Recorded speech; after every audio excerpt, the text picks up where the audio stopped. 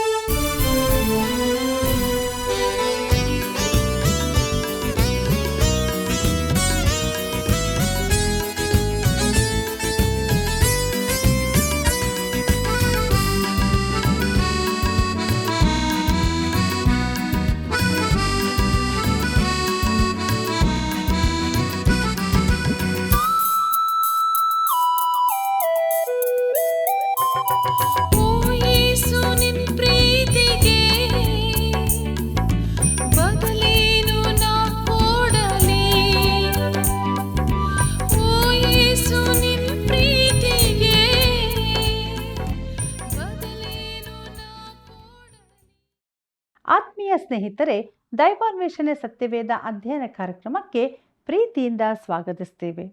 ಪ್ರಿಯರೇ, 2ನೇ ಪೂರ್ವಕಾಲ ವೃತ್ತಾಂತ ಪುಸ್ತಕದ ಇಂದಿನ ಅಧ್ಯಯನದಲ್ಲಿ ದೇವಾಲಯ ಪೂರ್ಣಗೊಂಡದ್ದು, ಸೊಲೊಮೋನನ ಸಂದೇಶ, ದೇವಾಲಯದಲ್ಲಿ ಇಡಲ್ಪಟ್ಟ ವಸ್ತುಗಳು, ಕ್ರಿಸ್ತನನ್ನು ಹೇಗೆ ಅದು ಪ್ರತಿನಿಧಿಸುತ್ತದೆ ಎಂಬ ವಿಷಯವನ್ನು ತಿಳಿದುಕೊಳ್ಳಲಿರುವೆವು. ಆದುದರಿಂದ ನಮ್ಮನ್ನು ದೇವರಾತ್ಮನ ವಶಕ್ಕೆ ಒಪ್ಪಿಸಿಕೊಟ್ಟು ನಮ್ಮ ಅಧ್ಯಯನವನ್ನು ಪ್ರಾರಂಭಿಸೋಣ. ಕರ್ತನಲ್ಲಿ ಪ್ರೀತಿಯುಳ್ಳ ಸಹೋದರ ಸಹೋದರಿಯರೇ, ನೀವು ನಂಬಿಕೊಂಡು ಪ್ರಾರ್ಥನೆಯಲ್ಲಿ ಏನೇನು ಬೇಡಿಕೊಳ್ಳುವಿರೋ ಅದನ್ನೆಲ್ಲ ಹೊಂದುವಿರಿ ಎಂಬುದಾಗಿ ಹೇಳಿದಂಥ ನಮ್ಮ ರಕ್ಷಕನಾದ ಯೇಸು ಕ್ರಿಸ್ತನ ಪರಿಶುದ್ಧವುಳ್ಳ ನಾಮದಲ್ಲಿ ನಿಮ್ಮೆಲ್ಲರಿಗೂ ಹೃದಯಪೂರ್ವಕವಾದ ವಂದನೆಗಳನ್ನು ಸಲ್ಲಿಸುತ್ತಾ ಇಂದಿನ ಸತ್ಯವೇದ ಅಧ್ಯಯನ ಕಾರ್ಯಕ್ರಮಕ್ಕೆ ಬಹು ಪ್ರೀತಿಯಿಂದ ಸ್ವಾಗತಿಸುತ್ತೇನೆ.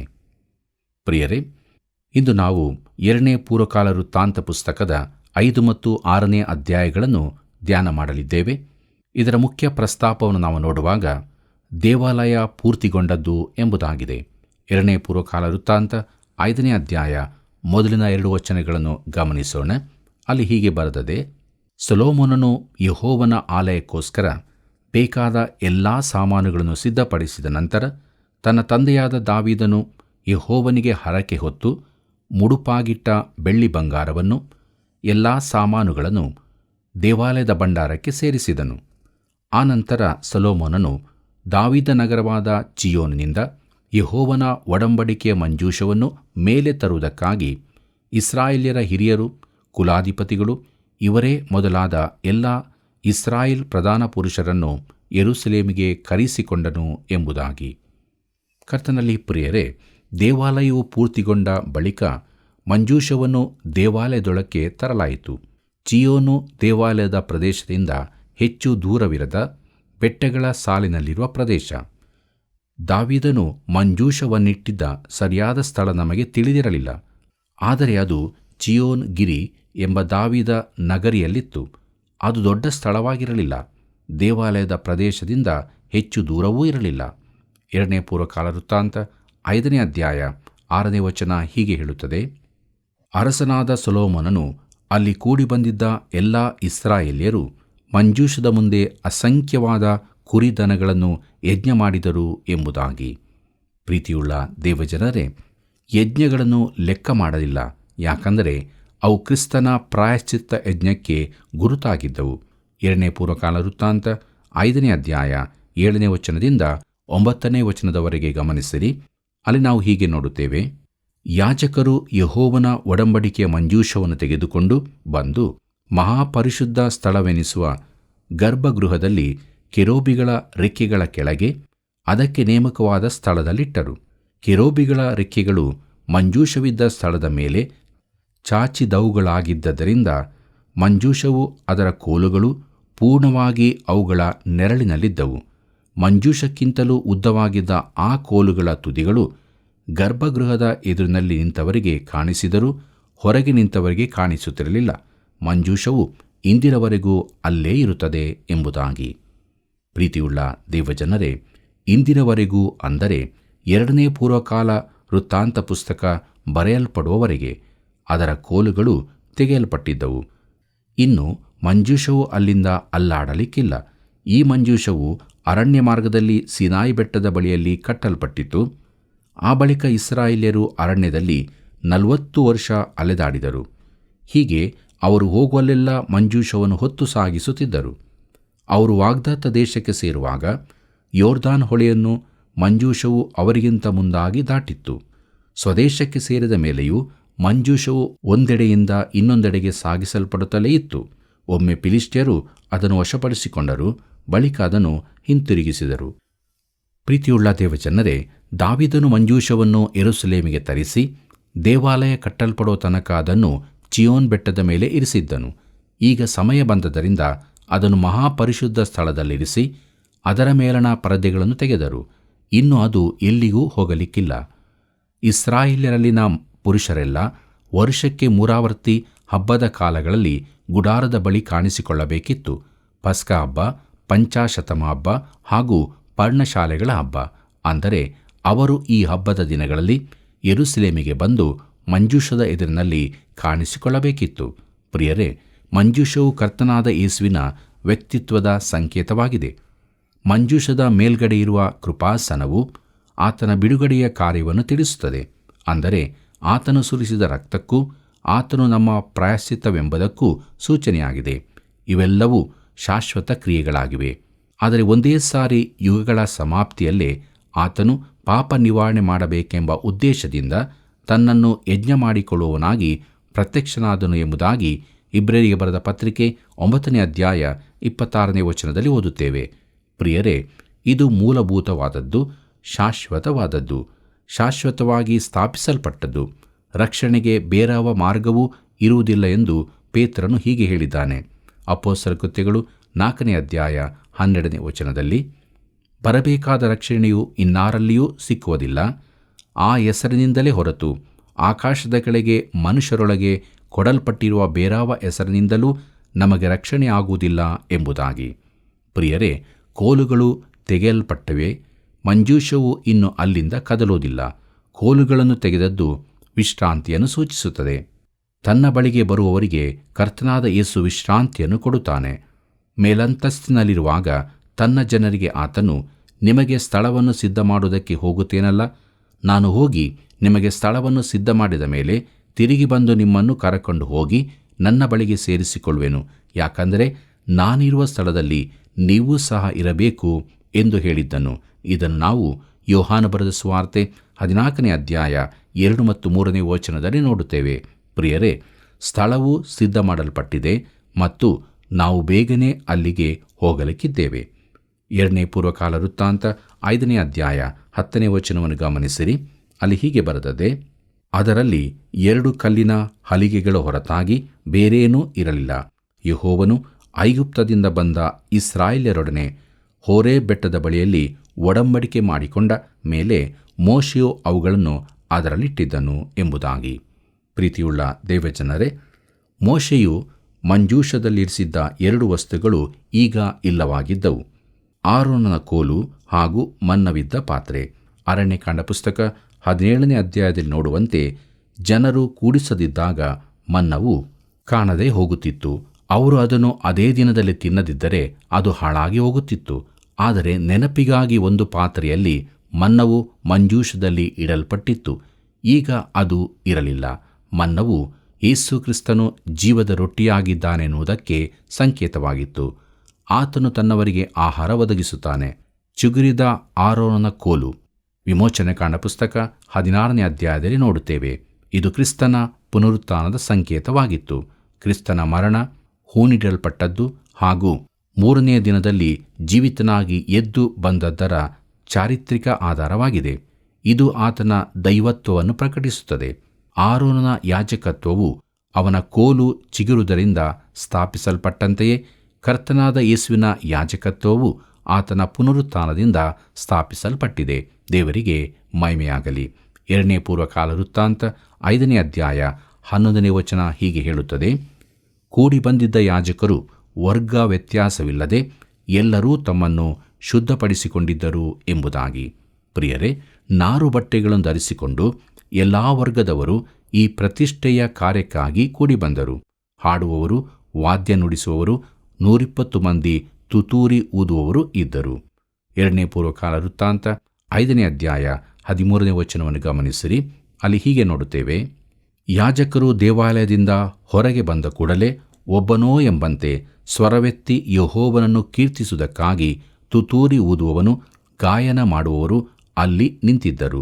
ತುತ್ತೂರಿ, ತಾಳ ಮೊದಲಾದ ವಾದ್ಯಗಳ ಧ್ವನಿಯು ಯೆಹೋವನು ಒಳ್ಳೆಯವನು, ಆತನ ಕೃಪೆಯು ಶಾಶ್ವತವಾಗಿರುವುದು ಎಂದು ಕೃತಜ್ಞತಾಸ್ತುತಿ ಮಾಡುವವರ ಸ್ವರವು ಕೇಳಿಸಿದೊಡನೆ ಮೇಘವು ಯೆಹೋವನ ಆಲಯದಲ್ಲಿ ತುಂಬಿಕೊಂಡಿತು ಎಂಬುದಾಗಿ. ಕರ್ತನಲ್ಲಿ ಪ್ರಿಯರೇ, ಇದು ಬಹು ಅಪೂರ್ವವಾದ ಘಟನೆಯಾಗಿತ್ತು. 2ನೇ ಪೂರ್ವಕಾಲ ವೃತ್ತಾಂತ 5ನೇ ಅಧ್ಯಾಯ 14ನೇ ವಚನವನ್ನು ಗಮನಿಸಿರಿ. ಅಲ್ಲಿ ನಾವು ಹೀಗೆ ನೋಡುತ್ತೇವೆ: ಯೆಹೋವನ ತೇಜಸ್ಸಿನಿಂದ ವ್ಯಾಪ್ತವಾಗಿದ್ದ ಮೇಘವು ದೇವಾಲಯದಲ್ಲಿ ತುಂಬಿಕೊಂಡದರಿಂದ ಯಾಜಕರು ಅಲ್ಲಿ ನಿಂತು ಸೇವೆ ಮಾಡಲಾರದೆ ಹೋದರು ಎಂಬುದಾಗಿ. ಪ್ರಿಯರೇ, ನಾವು 6ನೇ ಅಧ್ಯಾಯಕ್ಕೆ ಬರುವಾಗ ಸೊಲೊಮೋನನು ಈ ಸಂದರ್ಭದಲ್ಲಿ ಜನರಿಗೆ ಸಂದೇಶ ನೀಡಿದನು. ಈ ಸಂದರ್ಭದ ಅವನ ಪ್ರಾರ್ಥನೆಯನ್ನು ಮುಂದಕ್ಕೆ ನಾವು ನೋಡುತ್ತೇವೆ. 2ನೇ ಪೂರ್ವಕಾಲ ವೃತ್ತಾಂತ 6ನೇ ಅಧ್ಯಾಯ 1-3 ವಚನಗಳನ್ನು ಗಮನಿಸಿರಿ. ಅಲ್ಲಿ ಹೀಗೆ ಬರೆದದೆ: ತರುವಾಯ ಸೊಲೊಮೋನನು, ಯೆಹೋವನೇ, ಕಾರ್ಗತ್ತಲಲ್ಲಿ ವಾಸಿಸುತ್ತೇನೆಂದು ಹೇಳಿದ್ದಿ. ನಾನು ನಿನಗೋಸ್ಕರ ಒಂದು ಮಂದಿರವನ್ನು ಕಟ್ಟಿಸಿದ್ದೇನೆ, ಅದು ನಿನಗೆ ಶಾಶ್ವತವಾದ ವಾಸಸ್ಥಳವಾಗಿರಲಿ ಎಂದು ಪ್ರಾರ್ಥನೆ ಮಾಡಿದನು. ಇದಾದ ಮೇಲೆ ಅರಸನು ಎದ್ದು ನಿಂತಿದ್ದ ಇಸ್ರಾಯೇಲ್ ಸಮೂಹದವರ ಕಡೆಗೆ ತಿರುಗಿಕೊಂಡು ಅವರನ್ನು ಆಶೀರ್ವದಿಸಿ ಎಂಬುದಾಗಿ. ಪ್ರಿಯರೇ, ಈಗ ಸೊಲೊಮೋನನು ಜನರ ಕಡೆಗೆ ತಿರುಗುತ್ತಾನೆ. 2ನೇ ಪೂರ್ವಕಾಲ ವೃತ್ತಾಂತ 6ನೇ ಅಧ್ಯಾಯ 4ನೇ ವಚನ ಹೀಗೆ ಹೇಳುತ್ತದೆ: ಇಸ್ರಾಯೇಲ್ ದೇವರಾದ ಯೆಹೋವನಿಗೆ ಸ್ತೋತ್ರವಾಗಲಿ. ನನ್ನ ತಂದೆಯಾದ ದಾವೀದನಿಗೆ ಆತನ ಬಾಯಿ ನುಡಿದದ್ದನ್ನು ಆತನ ಹಸ್ತವು ಈಗ ನೆರವೇರಿಸಿಯದೆ ಎಂಬುದಾಗಿ. ಪ್ರಿಯರೇ, ದಾವೀದನು ದೇವಾಲಯ ರಚನೆಗೆ ನಿಜವಾಗಿ ಕಾರಣನಾದವನು. 2ನೇ ಪೂರ್ವಕಾಲ ವೃತ್ತಾಂತ 6ನೇ ಅಧ್ಯಾಯ 5 ಮತ್ತು 6ನೇ ವಚನಗಳನ್ನು ಗಮನಿಸೋಣ.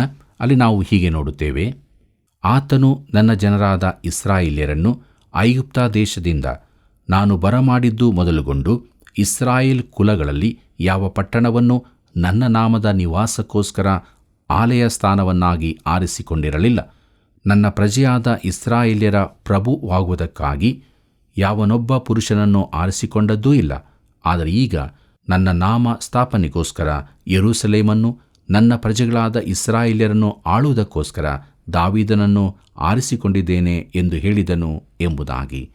ಪ್ರೀತಿಯುಳ್ಳ ಸಹೋದರ ಸಹೋದರಿಯರೇ, ದೇವರು ತನ್ನ ಸಾರ್ವಭೌಮ ಚಿತ್ತಕ್ಕನುಸಾರ ಯೆರೂಸಲೇಮನ್ನು ಭೂಲೋಕದ ಕೇಂದ್ರವನ್ನಾಗಿಯೂ ರಾಜಧಾನಿಯನ್ನಾಗಿಯೂ ಆರಿಸಿಕೊಂಡನು. ಅದು ಆ ರೀತಿ ಆಗಿಯೇ ತೀರುವುದು. ದೇವಾಲಯವು ಯೆರೂಸಲೇಮಿನಲ್ಲಿರಬೇಕೆಂದು ತೀರ್ಮಾನಿಸಿದನು. ದಾವೀದನನ್ನು ಅರಸನನ್ನಾಗಿ ಆರಿಸಿಕೊಂಡನು. ಈ ಆಯ್ಕೆಯು ದೇವರ ಸ್ವಂತ ಆಯ್ಕೆಯೇ ಆಗಿರುತ್ತದೆ. ಪ್ರಿಯರೇ, ನಿನ್ನ ವಿಚಾರವಾಗಿಯೂ ದೇವರ ಚಿತ್ತವೊಂದಿರುತ್ತದೆ. ದೇವರ ಮಗುವಿಗಾಗಿ ಆತನ ಚಿತ್ತವು, ಆತನ ನೇಮಕದ ನಿವಾಸವು ಉಂಟೆಂದು ನಾನು ನಂಬುತ್ತೇನೆ. ಆತನ ಚಿತ್ತವು ನಮ್ಮ ಜೀವಿತದ ಸಮಸ್ತ ವಿಚಾರಗಳನ್ನು ಒಳಗೊಂಡಿರುತ್ತದೆ. ಆದರೆ ನಮಗಿರುವ ದೊಡ್ಡ ಸಮಸ್ಯೆ ಎಂದರೆ ಆತನ ಚಿತ್ತಕ್ಕೆ ಒಳಪಡುವುದೇ ಆಗಿದೆ. ಮಾನವನ ಆಯ್ಕೆಯ ಸ್ವಾತಂತ್ರ್ಯ, ದೇವರ ಸಾರ್ವಭೌಮತ್ವದ ಕುರಿತಾಗಿ ನಾವು ಬೇಕಾದಷ್ಟು ವಾದ ಮಾಡಬಹುದು. ಆದರೆ ಅದೆಲ್ಲವೂ ಸಮಯದ ವ್ಯರ್ಥ ವೆಚ್ಚವೇ ಆಗಿರುತ್ತದೆ. ಆದರೆ ನಮಗೆ ಪ್ರಯೋಜನ ಕೊಡುವ ವಿಚಾರವೆಂದರೆ ಆತನು ನಮಗಾಗಿ ಗುರುತಿಸಿದ ಸ್ಥಳದಲ್ಲಿ ನಾವಿರುವುದೇ. ಆಗ ನಾವು ಸರಿಯಾದ ಸ್ಥಳದಲ್ಲಿರುತ್ತೇವೆ. ದೇವರ ಚಿತ್ತ ಅತೀ ಪ್ರಾಮುಖ್ಯವಾದದ್ದು. ಪ್ರಿಯರೇ, ದೇವರು ಯೆರೂಸಲೇಮನ್ನು ಆರಿಸಿಕೊಂಡನು, ಹಾಗೆಯೇ ದಾವೀದನನ್ನು ಆರಿಸಿಕೊಂಡನು. 1 ಪೂರ್ವಕಾಲ ವೃತ್ತಾಂತ 6ನೇ ಅಧ್ಯಾಯ 7ನೇ ವಚನವನ್ನು ಗಮನಿಸಿರಿ. ಅಲ್ಲಿ ಹೀಗೆ ಬರೆದದೆ, ನನ್ನ ತಂದೆಯಾದ ದಾವೀದನು ಇಸ್ರಾಯೇಲ್ ದೇವರಾದ ಯೆಹೋವನ ಹೆಸರಿನದಾಗಿ ಆಲಯವನ್ನು ಕಟ್ಟಬೇಕೆಂದು ಮನಸ್ಸು ಮಾಡಿದಾಗ ಎಂಬುದಾಗಿ. ಕರ್ತನಲ್ಲಿ ಪ್ರಿಯರೇ, ದಾವೀದನ ಇಚ್ಛೆಯಂತೆ ತಾನು ಮಾಡಿದ್ದೇನೆಂದು ಸೊಲೊಮೋನನು ಹೇಳಿ, ತಾನು ತಂದೆಯ ಇಚ್ಛೆಯಂತೆ ದೇವಾಲಯವನ್ನು ಕಟ್ಟಿದ್ದೇನೆಂದು ಹೇಳುತ್ತಾನೆ. 2 ಪೂರ್ವಕಾಲ ವೃತ್ತಾಂತ 6ನೇ ಅಧ್ಯಾಯ 10 ಮತ್ತು 11ನೇ ವಚನವನ್ನು ಗಮನಿಸಿರಿ. ಅಲ್ಲಿ ಹೀಗೆ ನೋಡುತ್ತೇವೆ, ಯೆಹೋವನು ತಾನು ಕೊಟ್ಟ ಮಾತನ್ನು ನೆರವೇರಿಸಿದನು.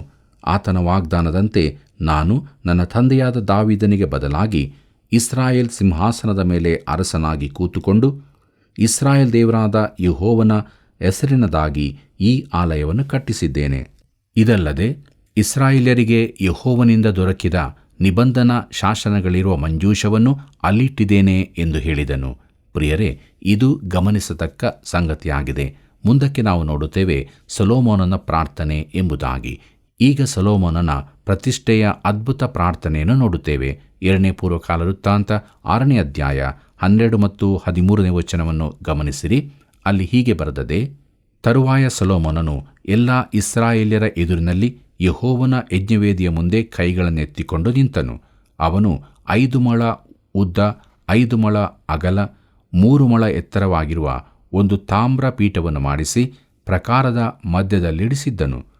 ಅವನು ಇಸ್ರಾಯೇಲ್ ಸರ್ವಸಮೂಹದ ಎದುರಿನಲ್ಲಿ ಅದನ್ನು ಹತ್ತಿ ಅದರ ಮೇಲೆ ಮೊಣಕಾಲೂರಿಕೊಂಡು ಆಕಾಶದ ಕಡೆಗೆ ಕೈಗಳನ್ನೆತ್ತಿ ಹೀಗೆ ಪ್ರಾರ್ಥಿಸಿದನು ಎಂಬುದಾಗಿ.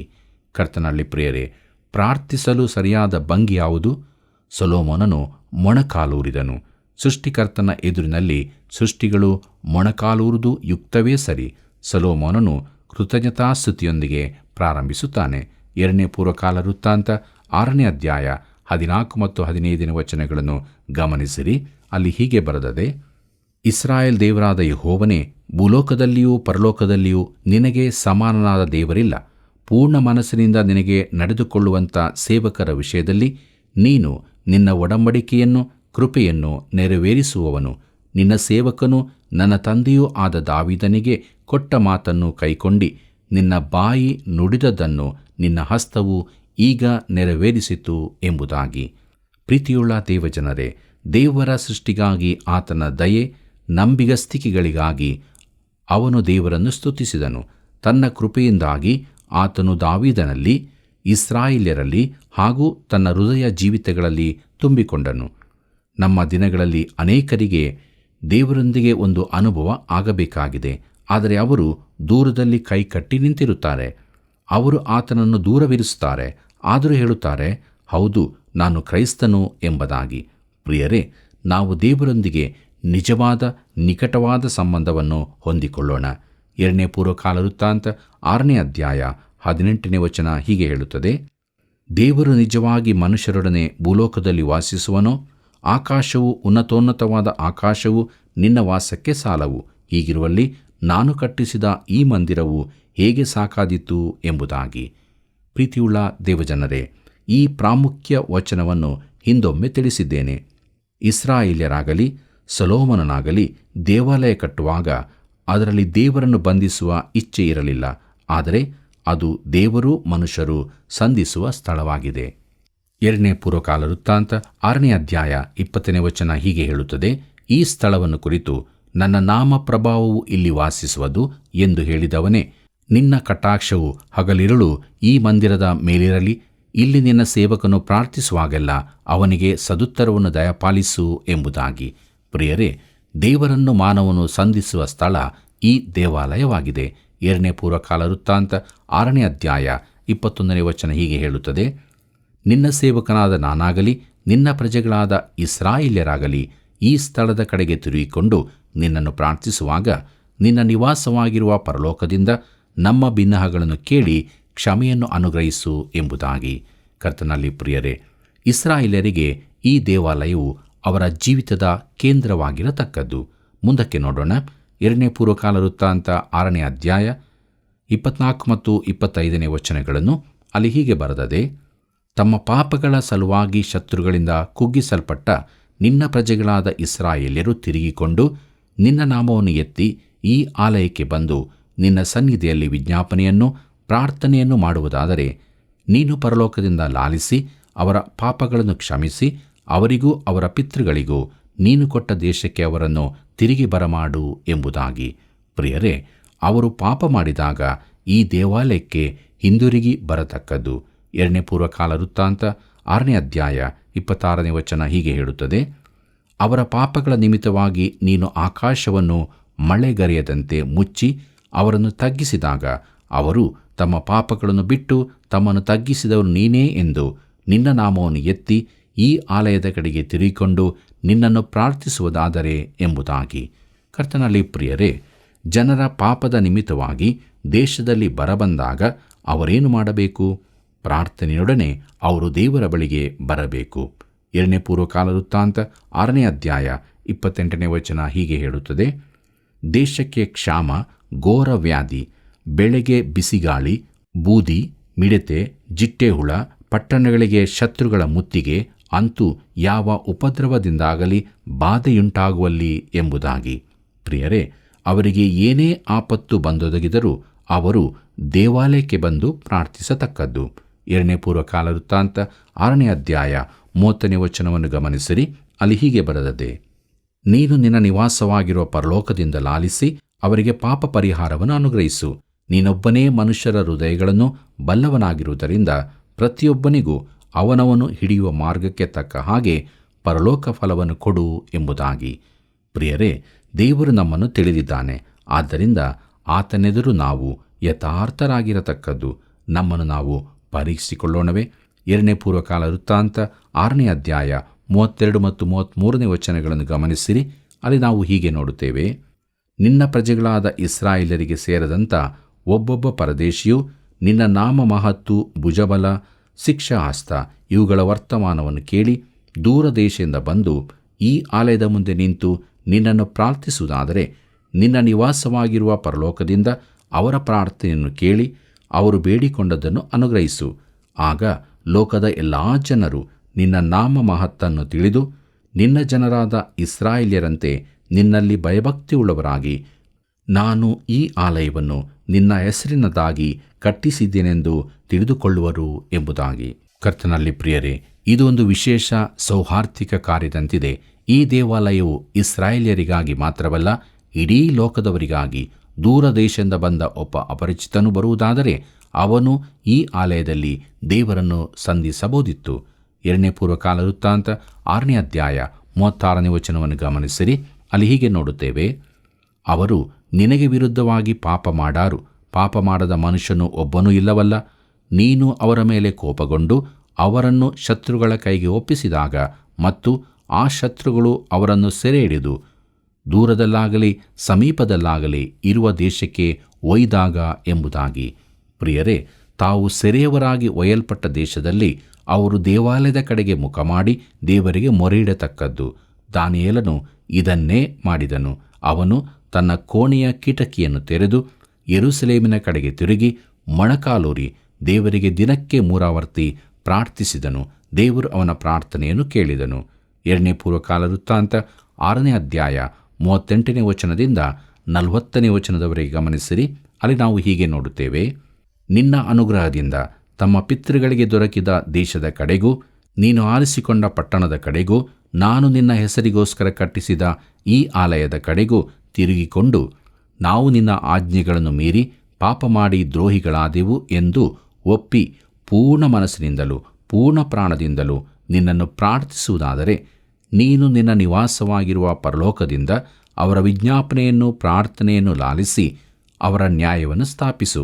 ನಿನಗೆ ವಿರುದ್ಧವಾಗಿ ಪಾಪ ಮಾಡಿದ ನಿನ್ನ ಪ್ರಜೆಗೆ ಕ್ಷಮೆಯನ್ನು ಅನುಗ್ರಹಿಸು. ನನ್ನ ದೇವರೇ, ಕಟಾಕ್ಷವಿಟ್ಟು ಈ ಸ್ಥಳದಲ್ಲಿ ಮಾಡುವ ಪ್ರಾರ್ಥನೆಗೆ ಕಿವಿಗೊಡು ಎಂಬುದಾಗಿ. ಪ್ರಿಯರೇ, ದೇವಾಲಯವು ದೇವರನ್ನು ಸಂಧಿಸುವ ಸ್ಥಳವಾಗಬೇಕೇ ಹೊರತು ವ್ಯಾಪಾರ ಸ್ಥಳವಲ್ಲ. ಕರ್ತನಲ್ಲಿ ಪ್ರಿಯರೇ, ಕೊನೆಯದಾಗಿ ನಾವು 2ನೇ ಪೂರ್ವಕಾಲ ವೃತ್ತಾಂತ 6ನೇ ಅಧ್ಯಾಯ 41 ಮತ್ತು 42ನೇ ವಚನವನ್ನು ಗಮನಿಸೋಣ. ಅಲ್ಲಿ ಹೀಗೆ ಬರೆದದೆ. ದೇವರಾದ ಯೆಹೋವನೇ, ಎದ್ದು ನಿನ್ನ ಪ್ರತಾಪಯುಕ್ತವಾದ ಮಂಜೂಷದೊಡನೆ ನಿನ್ನ ವಾಸಸ್ಥಾನದೊಳಗೆ ಸೇರೋಣವಾಗಲಿ. ದೇವರಾದ ಯೆಹೋವನೇ, ನಿನ್ನ ಯಾಜಕರು ರಕ್ಷಣೆ ಎಂಬ ವಸ್ತ್ರವನ್ನು ಒದ್ದುಕೊಳ್ಳಲಿ. ನಿನ್ನ ಭಕ್ತರು ಸೌಭಾಗ್ಯದಲ್ಲಿ ಹರ್ಷಿಸಲಿ. ದೇವರಾದ ಯೆಹೋವನೇ, ನಿನ್ನಿಂದ ಅಭಿಷಿಕ್ತನಾದವನನ್ನು ತಳ್ಳಿಬಿಡಬೇಡ. ನಿನ್ನ ಸೇವಕನಾದ ದಾವೀದನಿಗೆ ಅನುಗ್ರಹಿಸಿದ ಕೃಪೆಯನ್ನು ನೆನಪು ಮಾಡಿಕೋ ಎಂಬುದಾಗಿ. ಪ್ರೀತಿಯುಳ್ಳ ಸಹೋದರ ಸಹೋದರಿಯರೇ, ಇದು ಒಂದು ಅದ್ಭುತವಾದ ಪ್ರಾರ್ಥನೆಯಾಗಿದೆ. ದಾವೀದನಿಗೆ ದೇವರು ತೋರಿಸಿದ ದಯೆಯನ್ನು ಆಧಾರ ಮಾಡಿಕೊಂಡು ಅವನು ಈ ಪ್ರಾರ್ಥನೆಯನ್ನು ಮಾಡುತ್ತಿದ್ದಾನೆ. ಕ್ರಿಸ್ತನು ತನ್ನ ರಕ್ತವನ್ನು ಸುರಿಸುವುದರ ಮೂಲಕ ಕೃಪಾಸನವನ್ನು ಸಿದ್ಧ ಮಾಡಿರುವುದರಿಂದ ನಾನು ನೀನು ಪ್ರಾರ್ಥಿಸತಕ್ಕದ್ದು.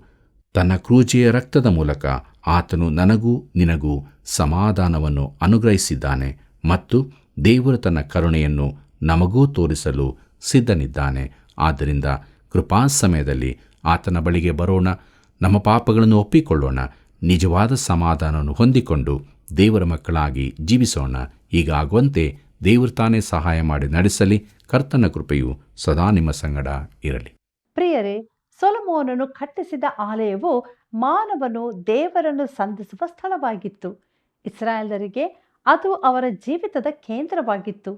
ಕರ್ತನಾದ ಯೇಸುವಿನ ಯಾಜಕತ್ವವು ಆತನ ಪುನರುತ್ಥಾನದಿಂದ ಸ್ಥಾಪಿಸಲ್ಪಟ್ಟಿದೆ. ಪ್ರಿಯರೇ, ವಿಶ್ವಾಸಿಗಳಾದ ನಾವು ದೇವರ ಆಲಯವಾಗಿದ್ದೇವೆ.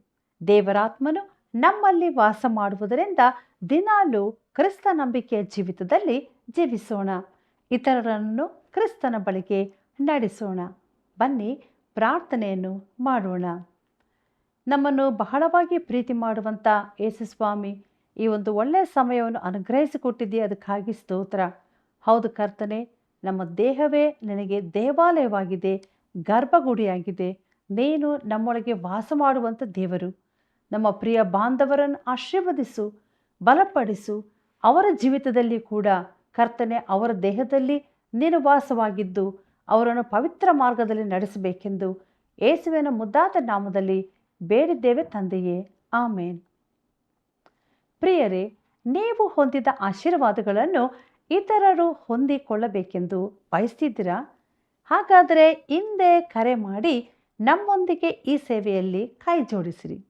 ತಿರುಗಿ ಭೇಟಿಯಾಗೋಣ. ವಂದನೆಗಳು.